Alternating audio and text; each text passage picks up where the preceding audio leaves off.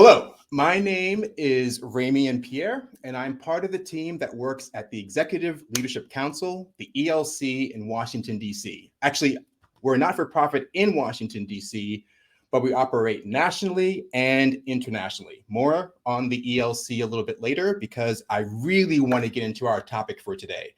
I hope that you have something to take notes with because the two subject matter experts that we're going to be talking to today have helped thousands of Black corporate professionals advance their career towards the C-suite.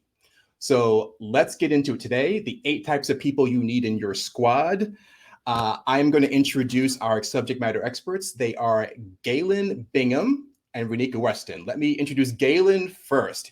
Galen is a 30-year vet of corporate America. He's a certified coach with the ICF, and he is the leadership strategist. Galen, thank you for joining us today. Oh, so excited to be here. I love every time I get a chance to hang out with the ELC. Thank you. And we love hanging out with you too.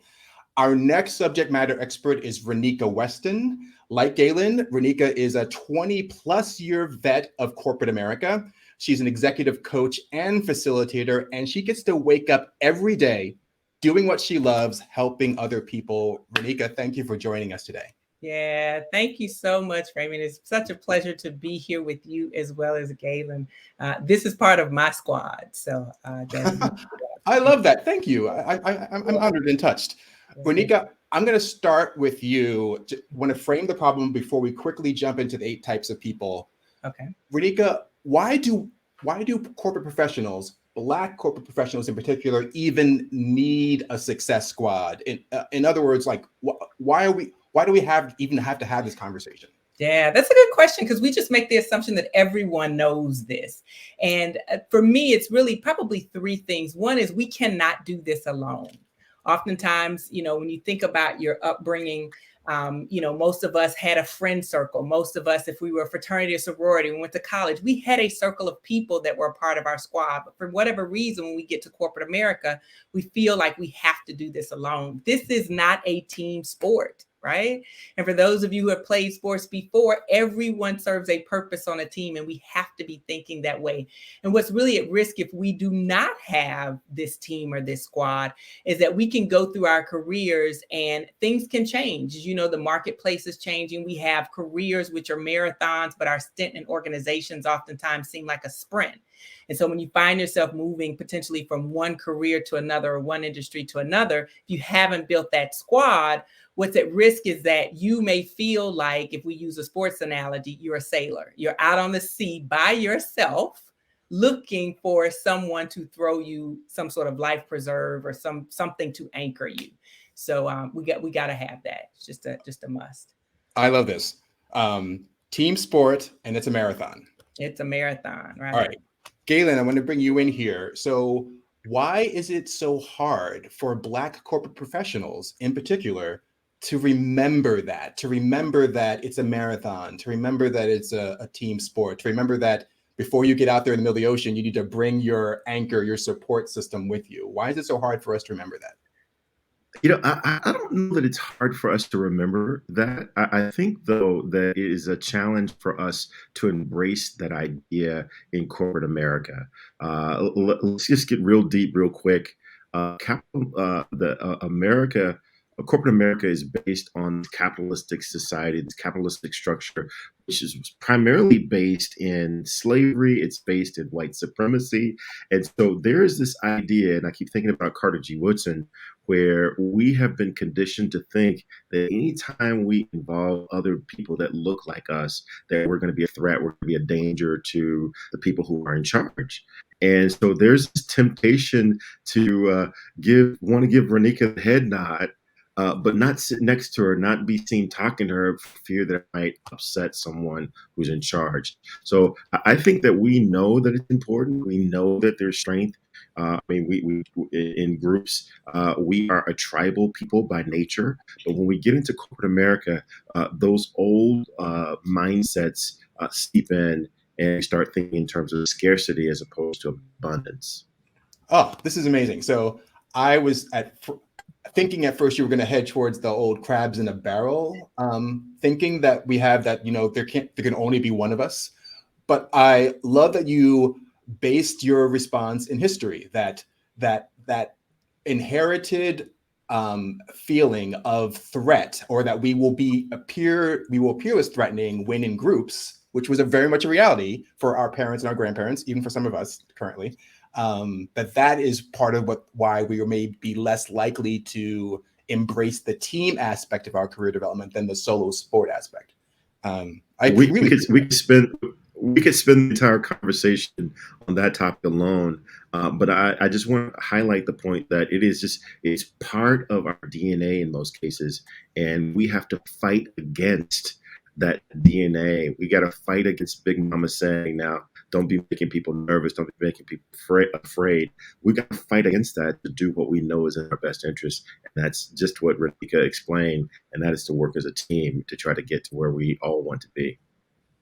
I love that. Our reflex, our first thought, is not our best thought. We need to use our frontal cortex to fight that. All right, let's get into the 8 types. I'll do these in pairs and ask you each a question about them. Our first pair is mentor and sponsor. The first 2 types of people you need in your squad are mentor and sponsor. A mentor is an experienced professional who provides guidance, support, and advice to a corporate professional, helping them navigate their career. A sponsor is a senior level executive or influential person within an organization who basically speaks about you when you are not in the room in order to help you advance your career. And here's the question I have, and Galen, I'll ask you to answer this one. What is the difference in terms of the strategy I would use to get a mentor versus the strategy I would use to get a sponsor? Wow. Very, very good question. So a mentor tends to be someone who is along the path that you're trying to go. They're farther down the path. They're willing to give you some advice on how to follow the career trajectory that they've followed. Make the same kinds of moves that they've made. And they're going to be talking primarily about their career and how it might apply to you. Sponsor, totally different. Sponsor is someone that's going to pound the table for you. They're going to speak on your behalf when you're not in the room. Very often, a sponsor is not someone that you can ask for. A sponsor has to be someone who you've demonstrated value. You demonstrated that you're capable. You've added value to what they're trying to accomplish. And so when the question is in the room as to who's going to take the spot, who should we consider, they're going to say, well, you absolutely have to consider Ranieka, or else you've lost your mind. And really, really important to have both.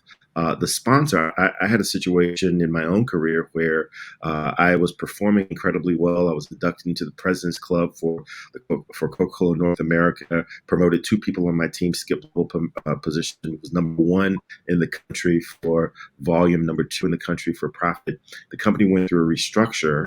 In the midst of that restructure, my manager got promoted outside of the division and his manager retired. And when they said, who should we keep for this organization, Galen was not part of that conversation, not because I wasn't capable, but because there was no one in the room to speak on my behalf. Everyone knew me in the room, but they were there speaking for and sponsoring their people. There was no one in the room to sponsor me. So that, back to Ranieka's point, that's what's at risk if you don't develop a very wide sponsorship net. Oh, this is great. And you ticked upon a big aha that I had in terms of the work that we do at the ELC, realizing that the best way to find a sponsor is to be the answer to their prayers. Like that your excellent work, your performance will make them look good. Then they will find you and then start speaking about you in those rooms where you're not at the table. Exactly. You can't raise your hand and say, hey, please, will you be my sponsor? But you can raise your hand and say, hey, are there any issues that I can help you solve? What else can I help you with? What else can I show up for you, as an advocate? And then by proxy, they're going to say, dude, let me bring you into these bigger opportunities because I've got some really big problems. Exactly. Oh, this is great. All right, let's go to the next 2.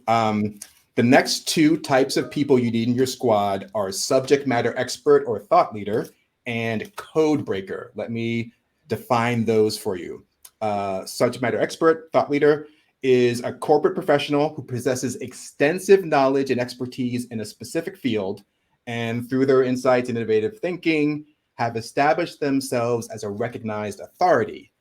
A code breaker, and this was one that was a mind blower for me when I learned about it, is a corporate professional with exceptional problem solving skills and a strong understanding of office politics, language, and culture. Code breakers are essentially people, when you're new to a job or new to a position, who could help tell you where the landmines are, like how things work around here. They will literally interpret what corporate speak means to you in real-time language. But Ranieka, I'd love you to tackle this one.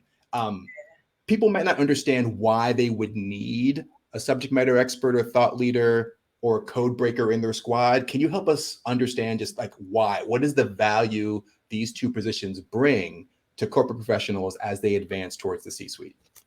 I'll start with the code breaker because it ties into what Galen said around having a sponsor.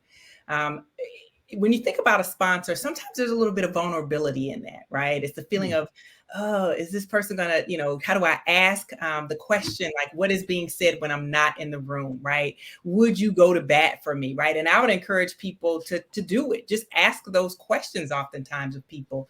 And the code breaker, those are the code breaker, those are the people, they understand everything that's going on, right? So there's sometimes the one that sits at the door and hears everything that goes on. That might be an administrative assistant. So oftentimes when we think about these different roles, we may be thinking this is someone who has more power. This is someone who has more, from a career perspective, their career is longer than mine and they've done more in the organization, but it's anyone that can tell you around what's going on. I remember years ago, and I'm assuming we can still use this term, the tea leaves. I remember there was an individual who I was telling them something. I just come back actually from maternity leave. And I was working for a company where you went inside for a while, you did your work. And if you proved yourself, you got to go back out in a promoted position. This was a sales position. And I'd had a conversation with the person that I reported to, and they said, well, you've just gotten back from maternity leave. There are a lot of people that are here that have been doing the work. And I'm thinking, hey, when I left, I was in what we call the purple box. So I was top talent, top performance. And finally, she leaned over and she said, listen to the tea leaves or read the tea leaves, right? And when I walked out of there, I was like, what exactly does that mean? Right. And I went to my code breaker because, of course, she didn't tell me all of this. And my code breaker actually broke down everything that was going on.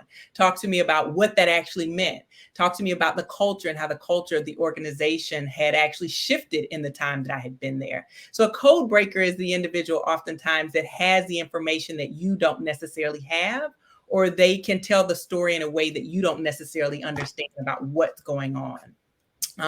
The other thing that I would say is when you think about, and we'll shift for just a moment, you talked about the SME and the thought leader. To me, those two are different, but there are some similarities in that. Please. So a subject matter expert, what I think about when I think about this was an individual that I knew in finance. And this person was very well respected in finance. They also were a code breaker because they knew a lot about what was going on in the organization, because all roads lead to finance. And so this individual, because they had so much information around finance, they helped me in the role that I had, where I had P&L responsibility.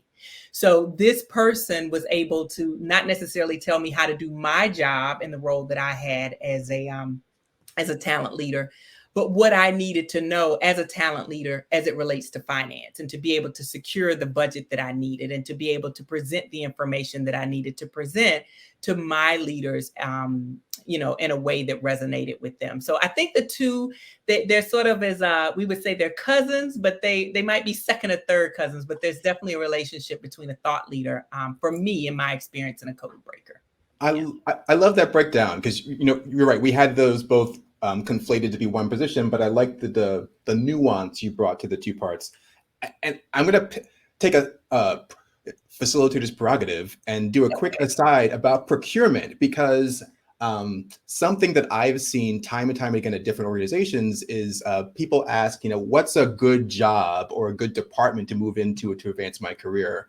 And particularly for people early in their career, somebody I learned that you should go into procurement or finance, because as you pointed out, it all goes back to finance. Every single thing that every company does is companies either build things, make things, service things, but they have to procure things. And if you can be in the procurement office, procurement department, and get an understanding of how the business works, what are the inputs, throughputs, and outputs, it makes you so much more valuable and able to read the tea leaves later on in life. So, and you also brought up the point that these different positions don't have to be 8 different people. They could, like, one person could fill more than one role. So, thank you. Mm-hmm. Hey, Raymond, if I can just add to that just for a hot second, even if you can't get into finance, you should definitely understand finance. You need to understand what's going on. Finance is the language of business. And if you can't speak finance, if you don't understand what's going on because I'm just a sales guy or I'm just a marketer or I'm just a widget manufacturer, you're going to be left out of the conversations only because you can't speak the language. Yeah. Can I pile on one other thing? So, if you work for a publicly traded organization, listen to the annual. My mind just went blank. I know it's the call. It's the reporting with the CEO. Yeah. Read the annual report, and if you don't know what you're reading, go to someone who does. Talk to someone in the finance department. Talk to someone who actually looks at this information so that you will understand exactly what's going on. The earnings report. Make sure that you're in tune with the earnings report and the end of the year report for the organization. My mind just went blank. Yeah. This is great, and I agree with you. That particularly, we sorry, use his hand. Folks of our skin tone. Often have to face the single story that we don't know the numbers. We're not good with the numbers. So get good with the numbers. It's okay being uncomfortable with the numbers. Fake it till you learn it. Fake it till you become it. But at least engage with the finance piece. All right. Back to our 8 types. Types 6 and whatever I'm on. 4, 5, and 6. These are a little bit different because they're groups. They are hype team and personal board of directors. Let me define each one of those for you. Hype team. A hype team is a group of people who can help elevate or regulate your energy when you need it the most. And a personal board of directors refers to a select group of trusted and diverse thinking individuals who will provide you perspective, guidance, and support so that you can make informed decisions to advance your career. Galen, for you, the question I have is, when do I know I should use my hype team and when should I use my personal board of directors? I'm assuming I shouldn't use them at the same time, but how do I know which kinds of situations to use each type of group? Yeah, well, the answer to that question is one of the first things I learned in business school. It depends, right? So the hype team is really about helping you maintain your energy.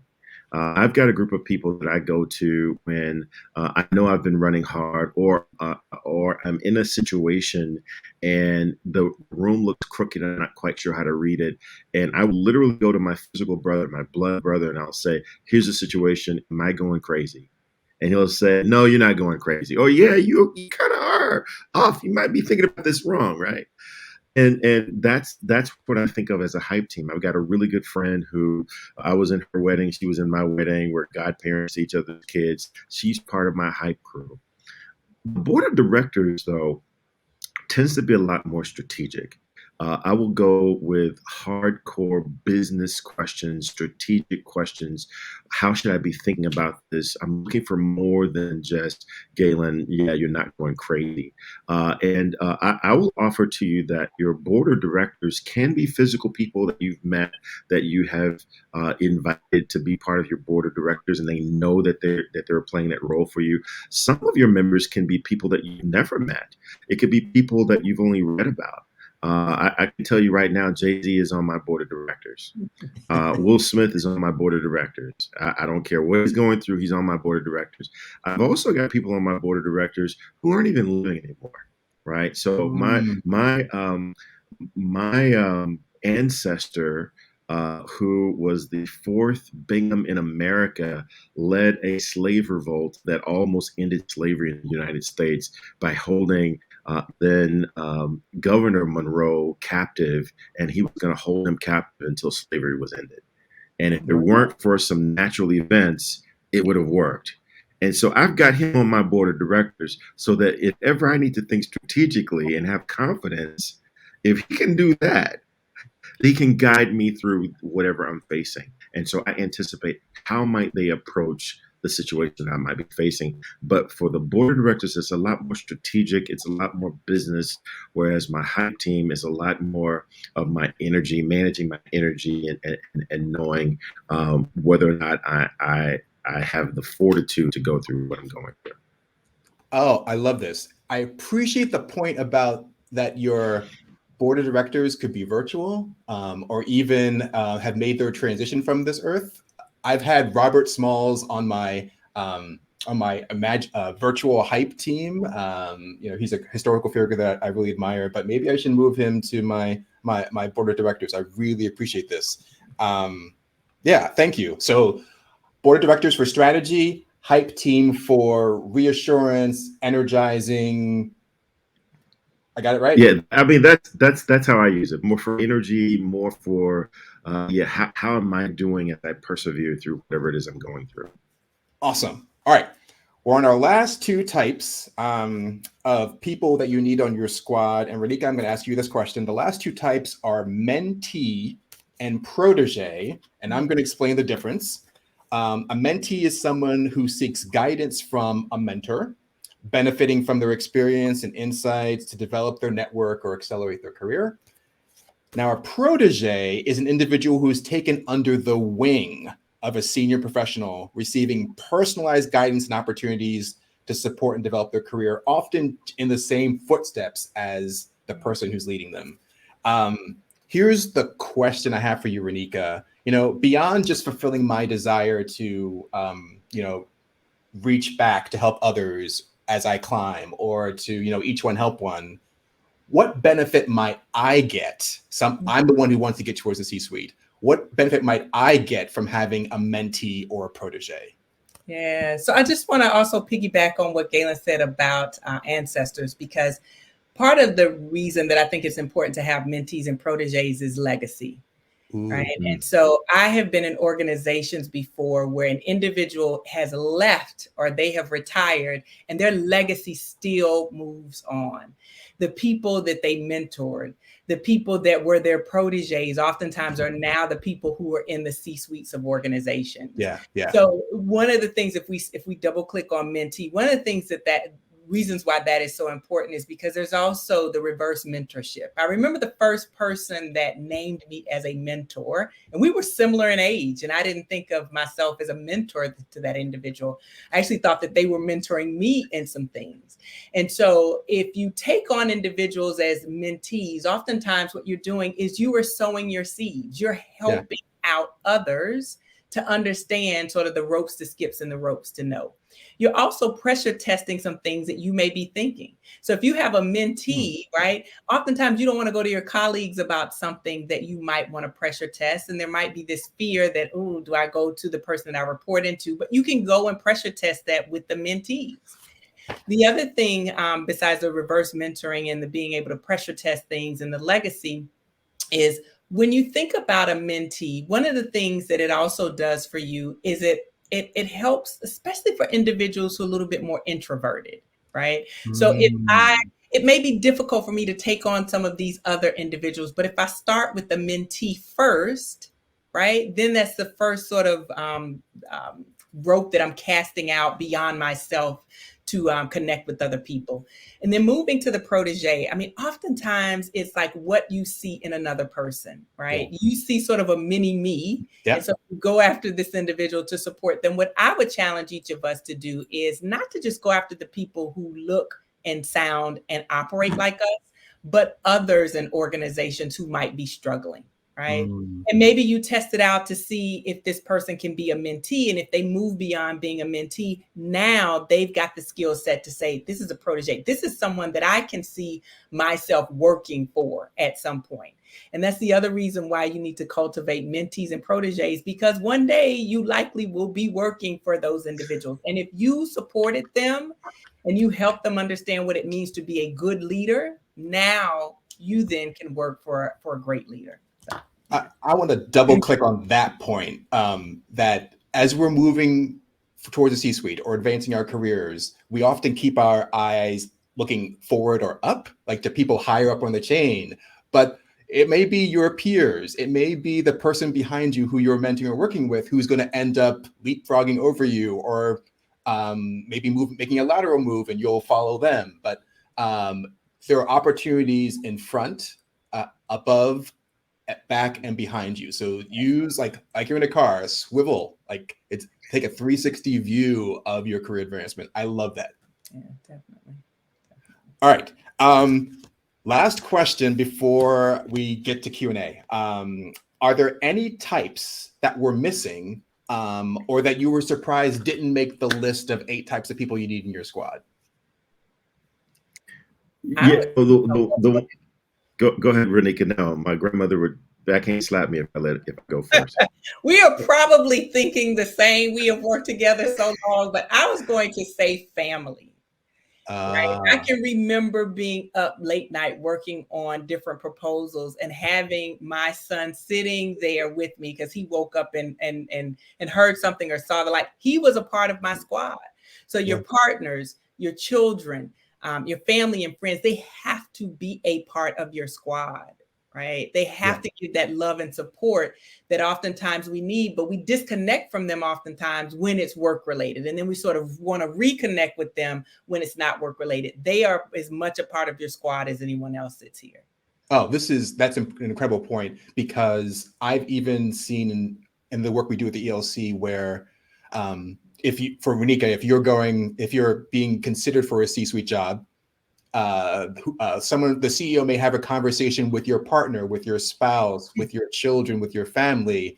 They're interviewing them because they're thinking, if you are unstable at home, if there's a lot going on there's no way you can take on this new even more demanding job. So as we move towards the C-suite, our families should be taking with us. All right, I accept that as a friendly amendment. There are now 9 types of people you need in your squad. Galen, you and your grandmother's poised hand have a thought too.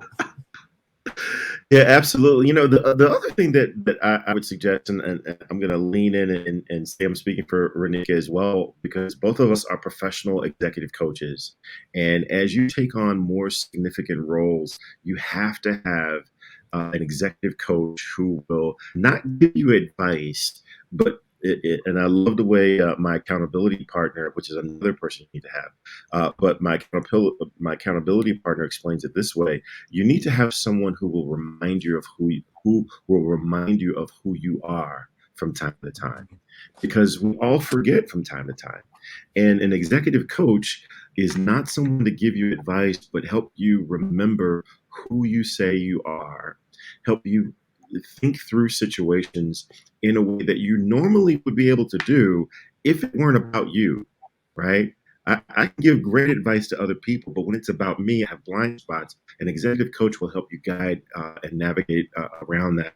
That's why Ranieka and I do the work that we do, because we love tapping into the brilliance that our clients already have. They just don't have it when it comes to their own situations. Oh, this is great. All right, I'm going to take a breath. Here's what I want to do, because I know we went a little bit longer than we planned because there were so many good asides there. If we can take an extra 5 minutes, we'll go 35 minutes today instead of 30 minutes. What I'd like to do is, Galen and Ranieka, I'd like to have you each take a question or two from the Q&A, from the chat, to answer. While you're doing that, I'd like to take a moment just to talk to folks on the audience about the ELC and what we do, and then we'll come back to do Q&A after I do that. Is that a deal? All right. Galen, Ranieka, I'll see you in a moment. For those of you who are not familiar with the ELC, I just want to tell you a little bit about what we do. You can find more information about us, I'll repeat this website at the end, at elcinfo.com. Essentially, the ELC is a not-for-profit organization whose mission is simple: put Black people into C-suite jobs at Fortune 1000 companies. We've been doing it for 36 years, and we work nationally and internationally. We work with individuals who are looking for leadership development opportunities to help them advance. You can find those opportunities at the ELC website, elcinfo.com. We also work with companies who are looking to outsource their professional development, who are looking for additional professional development for their Black talent or even their other talent, non-white talents, sorry. And additionally, we work with companies to create bespoke or custom training programs to help them move their talent from individual contributors to people leaders, from people leaders to executives. One of our programs that I'm particularly excited, and it's having a short special right now, is our Decoded 2.0 program. This program is designed to help move Black tech professionals to be Black tech leaders, from professionals to leaders. And it's designed for people with 2 to 7 years experience working at a tech company or in a tech function at some other company. You can find information about the Decoded 2.0 program at the ELC website. The program itself is essentially a 3-day boot camp where day 1 and day 2 are virtual, and day 3 you can keep virtual, or you can go into a Google office to have the content delivered to you that day. We have a cohort coming up in June that still has some openings, June 6th through 8th. Day 3 of that cohort 2, will take place in Atlanta. We have another cohort 3, which still has some openings. That cohort operates August 8th through 10, and day 3 of that cohort will take place at a Google office in Chicago, Illinois. We're incredibly excited about this program. In addition to the 3-day boot camp, every participant for Decoded will also get a registration to the ELC's Mid-Level Manager Symposium. That's a 2-day symposium that's held this year to be held in National Harbor, Maryland, right outside Washington, D.C., October 4 and 5. 1,500 Black corporate professionals, all looking to advance their careers. It's a magical and life-changing event. And with Decoded, you get not only that program, but also an additional program. It's 2 professional development programs for the price of 1. So check it out at elcinfo.com. All right, I want to bring back Ranieka and Galen so that we can take some of your questions, and then I'll close us out. I'll start with you, Galen. Was there a question or a comment that you saw in the chat that you wanted to respond to? Yeah. It's Christian. I hope I'm saying his name right. But it talks about how about critics, people who have expert knowledge and are in a position to criticize your actions, not negatively, but in a positive way. And I think this was relative to when we're talking about our board of directors. I'm going to say absolutely, because your board of directors is supposed to be strategic. So you want to have people with different perspectives who can approach things differently. I'm going to tell you that of all the managers that I've had amazing managers and leaders. One manager in particular was, I think, the epitome of the worst possible manager. I learned so much about what not to do because he literally made me feel incapable of doing anything of value for the organization. So I've got him on my board of directors. He doesn't know that he's on my board of directors, but I've got him on my board of directors as a reminder of, am I making my people feel the way he made me feel? Am I asking making the same sorts of minimizing comments about my people the way he made about me to make me not be able to contribute? And I happen to have him on the same committee that my ancestor is chairing. So my ancestor is chairing the committee that he's on, but he's on my board. I love this. And thank you. I love this addition. I think now I'm going to add that so that we have 10 types of people, because I like critics. Quick story. I was at an event with Marvin Ellison, ELC member and CEO of Lowe's. And he talked about at one point, I think may have been when he was still at Home Depot. No, JCPenney. Before he got to Lowe's. He was up for a promotion. He didn't get it. Found out that in the conversation about him and other candidates, there was one person who was very critical of his work. He went back to that particular person and asked that person to be his, I think he used the word mentor. So he asked that person to be his mentor. He said, clearly you see something in me that doesn't give you confidence that I'm ready. I want that eye on me all the time. Let's like, he turned it into a partnership. And I think that's a beautiful way, another example, Galen, of how a critic can actually be part of your squad. Love it. Love it. My comment. I love your thought and Christian's thought. Yeah. I'll quickly close us out. Gigi had the comment. She said, let's add self-care with a therapist. And I would encourage each of the individuals on this call, if you do not know the number to EAP within your organization, find it. If you work for an organization, they likely have EAP. If there is an HR department, because self-care is so important. So I would call that person on the board, let's just call that person Yoda, right? Because Yoda sort of had this calming sense about him. He had all this wisdom and all of this that was needed. So you need a Yoda, and the Yoda actually also needs to be Yoda / Jerome, because remember Jerome would hold up the mirror to you remember that he'd always hold up the mirror. So you need somebody that can hold up the mirror to you so that you can see what's happening inside of you and make sure that all is well. So thank you so much for listing that, Gigi. Yeah. I love it. I love it. Something I learned very recently, and maybe other folks know, the term self-care, and I just have to say this right now. The term self-care was invented by a Black woman. Self-care was invented by Audre Lorde in response, and she described it as a revolutionary act. It's not just bath bombs and massages. It is you taking care of yourself in such a way that you can move forward, that perhaps the capitalist system that Galen was referring to earlier may not want you to. So check out Audre Lorde. Also check out the NAP Ministry. I'm a huge fan. So, but I appreciate this. Yoda or Jerome, I will call them friendly amendments, possibly to be added to the now 10 people who you need on your squad. Ranieka and Galen, this 37-minute conversation could have been a 2-hour conversation. Thank you for having it with me.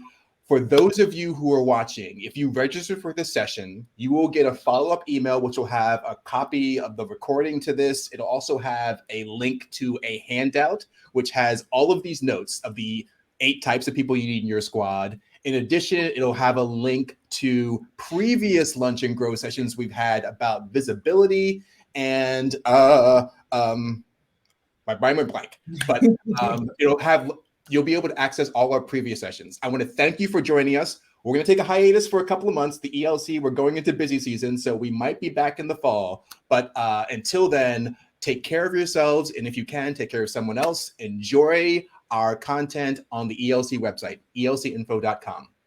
Bye. Thank you. Take care.